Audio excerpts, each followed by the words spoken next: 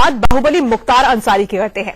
Baahubali Mukhtar Ansari BSP में शामिल हो सकते हैं। सूत्रों से खबर है कि मुख्तार अंसारी बीएसपी के चुनाव चिन्ह पर मऊ से चुनाव लड़ सकते हैं। खबर यह भी है कि मुख्तार के भाई को मोहम्मदाबाद से टिकट मिल सकता है। मुख्तार अभी मऊ से ही विधायक भी हैं। मुख्तार की पार्टी कौमी एकता दल का समाजवादी पार्टी में विलय रद्द होने के बाद मुख्तार अब बीएसपी के संपर्क में थे।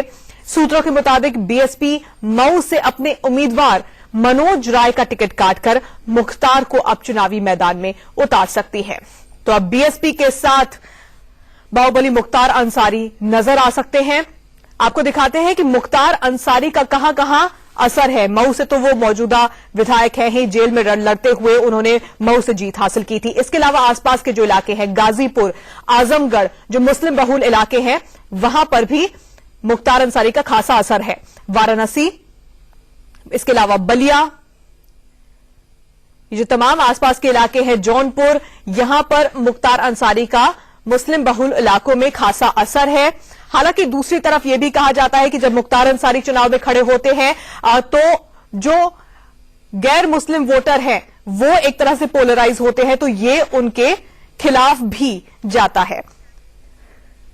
सीधे लखनऊ का रुख करते हैं, जहां से विजय मिश्रा हमारे संवाददाता हमारे साथ जुड़े हुए हैं। विजय, इस चुनाव में हम देख रहे हैं कि मुख्तार अंसारी को साधने की काफी कोशिश हो रही है। पहले शिवपाल धड़े की ओर से हुई, अब बीएसपी के साथ वो लगातार संपर्क में है। क्या बीएसपी को लगता है कि सिर्फ दलित वोटरों के साथ ही वो चुनाव में उतरेगी तो शायद उतना फायदा नहीं होगा? मुस्लिम वोटरों को साधने की कोशिश के तहत इसे देखा जाए?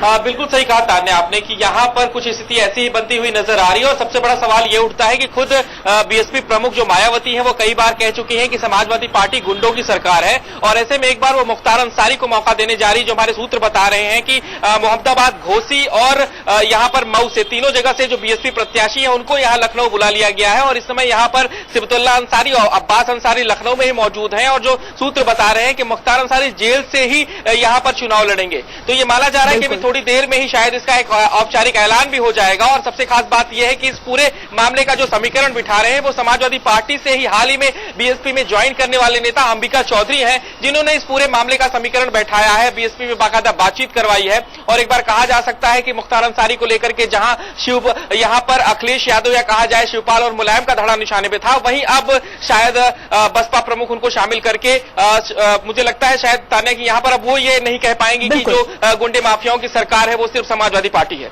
बिल्कुल विजय, धन्यवाद हमारे साथ जुड़ने के लिए। तो यूपी के रण को जीतने के लिए हर दल पूरी तरह से की कोशिश कर रहा है, पूरी तरह से अपनी ताकत झोंकने की कोशिश कर रहा है। और बीएसपी को लगता है कि मुख्तार अंसारी को अगर पार्टी के साथ जोड़ लिया जाए, मऊ से उन्हें अगर मैदान में उतारा जाए, तो फिर सिर्फ मऊ में ही नहीं, आसपास के जो मुस्लिम बहुल इलाके हैं वहां पर खासा फायदा बीएसपी को हो सकता है।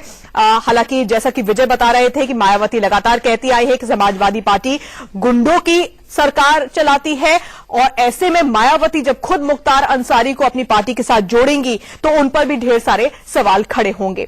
तो हर